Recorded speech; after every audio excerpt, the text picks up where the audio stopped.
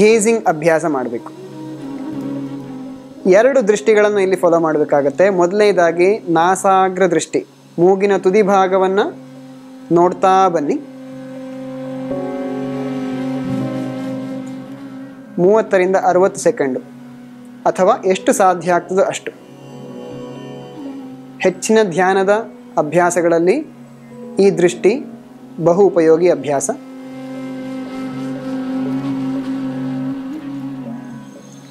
ಮೂಗಿನ ತುದಿಯನ್ನೇ ನೋಡ್ತಾ ಬನ್ನಿ. ಸಾಧ್ಯ ಆದಷ್ಟು ಮಟ್ಟಿಗೆ ಕಣ್ಣನ್ನು ಬ್ಲಿಂಕ್ ಮಾಡದೆ, ಅದು ಅತಿ ಅಗತ್ಯ ಆಗಿರ್ತದೆ.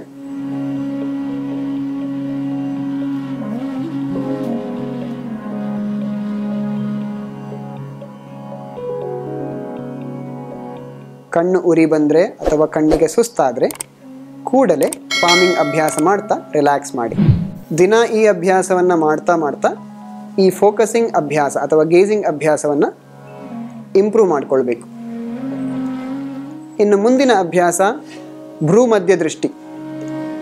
ನಿಧಾನವಾಗಿ ಕಣ್ಣನ್ನು ಒಳಭಾಗಕ್ಕೆ ತಗೊಂಡು ಬಂದು ಹುಬ್ಬಿನ ಮಧ್ಯಭಾಗವನ್ನು ಗಮನಿಸಿ. ಇದಕ್ಕೆ ಭ್ರೂ ಮಧ್ಯ ದೃಷ್ಟಿ ಅಂತ ಹೇಳ್ತಾರೆ. ಇದು ಕೂಡ ಧ್ಯಾನಾವಸ್ಥೆಗೆ ಅತಿ ಸಹಾಯಕವಾದ ಒಂದು ದೃಷ್ಟಿ.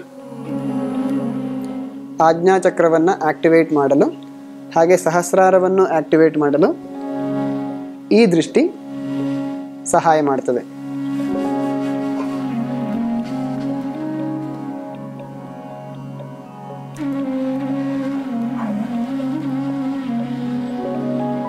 ದಿನನಿತ್ಯ ಅಭ್ಯಾಸ ಮಾಡ್ತಾ ಮಾಡ್ತಾ